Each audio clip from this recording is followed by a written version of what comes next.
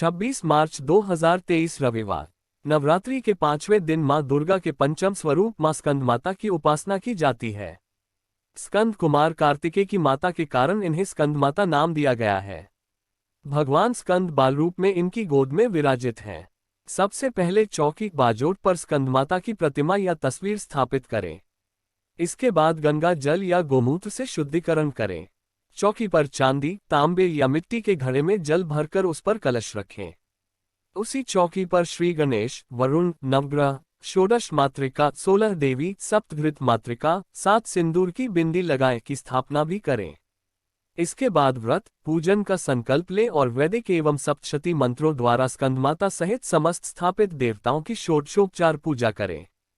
इसमें आवाहन, आसन, पाद्य, अर्घ्य, आचमन, स्नान, वस्त्र, सौभाग्य सूत्र, चंदन, रोली, हल्दी, सिंदूर, दुर्वा, बिल्वपत्र, आभूषण, पुष्पहार, सुगंधित द्रव्य, धूपदीप, नैवेद्य, फल, पान, दक्षिणा, आरती, प्रदक्षिणा, मंत्र, पुष्पांजलि आदि करें।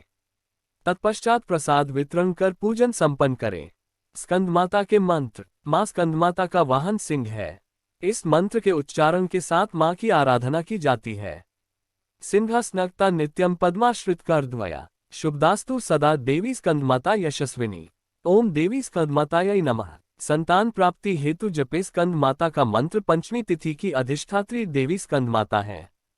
जिन व्यक्तियों को संतानाभाव हो वे माता की पूजन अर्चन तथा मंत्र जप कर लाभ उठा सकते हैं। मंत्र अत्यंत सरल है। ओम स्कंदमात्रे नमः। निश्चित लाभ होगा। इसके अतिरिक्त इस मंत्र से भी मां की आराधना की जाती है।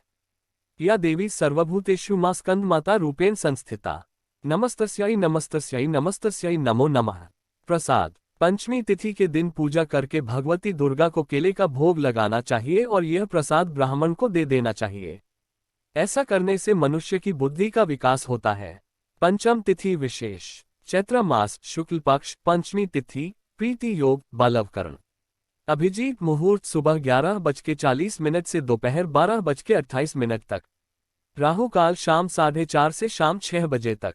आज स्कंद माता जी की आराधना का दिन है। नियमित पूजा के पश्चात तुलसी की लकड़ी, केसर, कर्पूर, अगर को घिसकर चंदन बना लीजिए। घिसते समय क्ली मंत्र का उच्चारण करते रहिएगा। इस चंदन को पहले देवी जी के चरणों में लगा दीजिएगा, पश्चात स्वयं के माथे पर लगा लीजिएगा। अब आप इस चंदन को जहां भी अपनी बात रखना हो, रिश्ते तय करना हो, कोई भी अति आवश्यक कार्य जिसमें आपकी बात मानी जाए, वहां इसे लगाकर जाए और इसका प्रभाव देखिए। सूख जाए तो जल मिलाकर उपयोग कीजिएगा।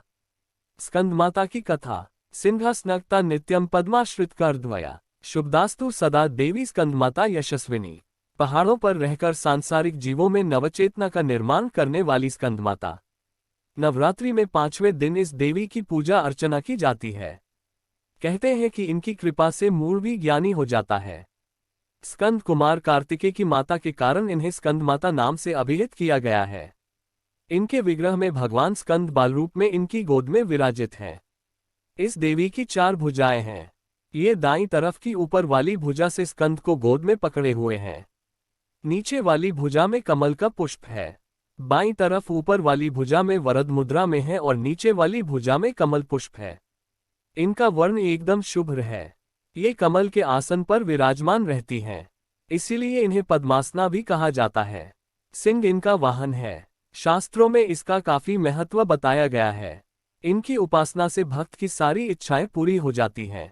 भक्त को मोक्ष मिलता है। सूर्यमंडल की अधिष्ठात्री देवी होने के कारण इनका उपासक अलौकिक तेज और कांति में हो जाता है। अतः मन को एकाग्र रखकर और पवित्र रखकर इस देवी की आराधना करने वाले साधक या भक्त को भवसागर पार करने में कठिनाई नहीं आती है। उनकी पूजा से मोक्ष का मार्ग सुलभ होता है। ये देवी विद्वानों और सेवकों को पैदा करने वाली शक्ति है, यानी चेतना का निर्माण करने वाली। कहते हैं कालिदास द्वारा रचित रघुवंशम महाकाव्य और मेघदूत रचनाएं स्कंदमाता की कृपा से ही संभव हुई। नवरात्र की अनेकानेक शुभकामनाएं।